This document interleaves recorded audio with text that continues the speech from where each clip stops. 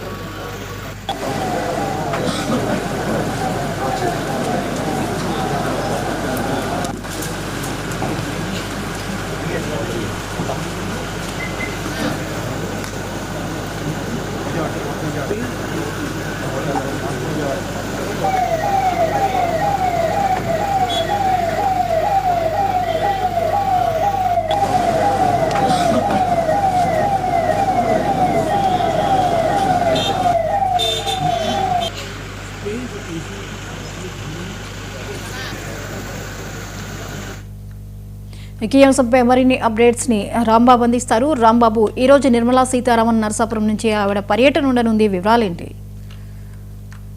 Good morning.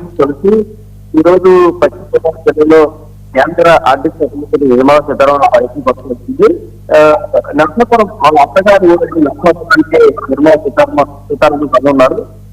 ఉదయం 8 గంటలకు విజయవాడలో బయలుదేరి తన దత్తత గ్రామం గతంలో పెదమైనవాని అనే గ్రామాన్ని గ్రామాన్ని నిర్మలా సీతారామన్ తీసుకోవడం జరిగింది. ఆ దత్తలో గ్రామంలో ప్రతి సంవత్సరం కూడా పుట్టినప్పుడల్లా వస్తూ అభివృద్ధి సంక్షేమ కార్యక్రమాలు చేపడుతున్న పరిస్థితి అయిపోయింది. ఈ రోజు ఉదయం 8 గంటలకు 11 గంటలకు పెదమైన వాళ్ళని చేరుకుంటారు.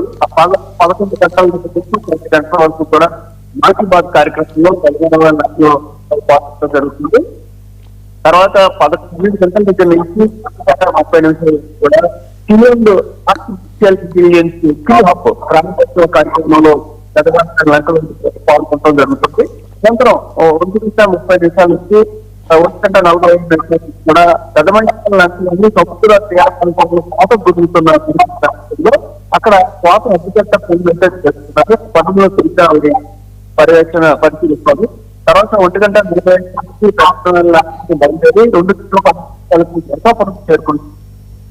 నరసాపురంలో 1 అవర్ లంచ్ తీసుకుంటున్నారు. తర్వాత 3 గంటల 15 నిమిషాలు నరసాపురం నుంచి బయలుదేరి 3:45 కవితలు చేసుకుంటే పార్వతీ సమస్యలు చేసుకుంటారు. మొత్తంగా నిర్మలా సీతారామన్ గారు నరసాపురం పర్యటన ఈ రకంగా కొనసాగుతుంది. Right, thank you Rambabu.